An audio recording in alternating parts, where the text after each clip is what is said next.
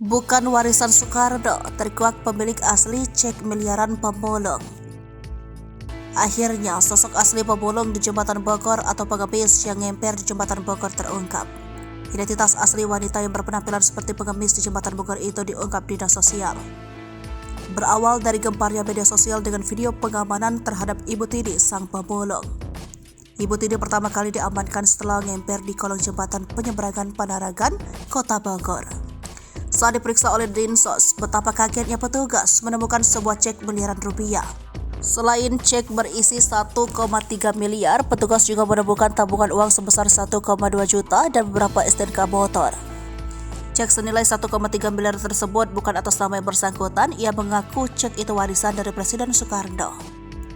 Saat ditanya petugas, wanita tersebut pun memberikan jawaban yang kurang masuk akal. Selain cek dan uang tunai, petugas Dinsos juga menemukan 3 STNK sepeda motor.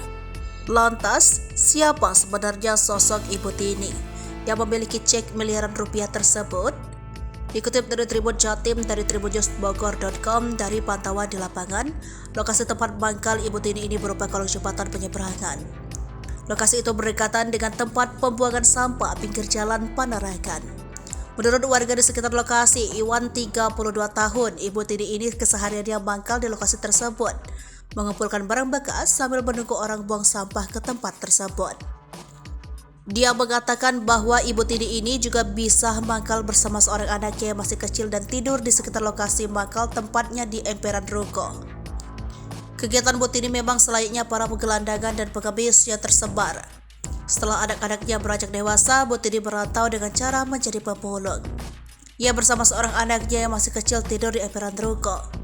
Selain itu, Ibu Tini juga disebut Dinsos Kota Bogor memiliki alamat tinggal di wilayah Kecamatan Rompin, Kabupaten Bogor.